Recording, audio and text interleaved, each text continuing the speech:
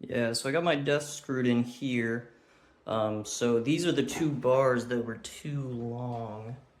I'll show you more about that, but basically I just screwed the tabletop in.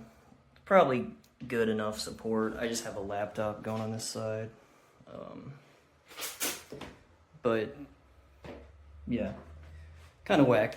So I'll show you these guys lined up here.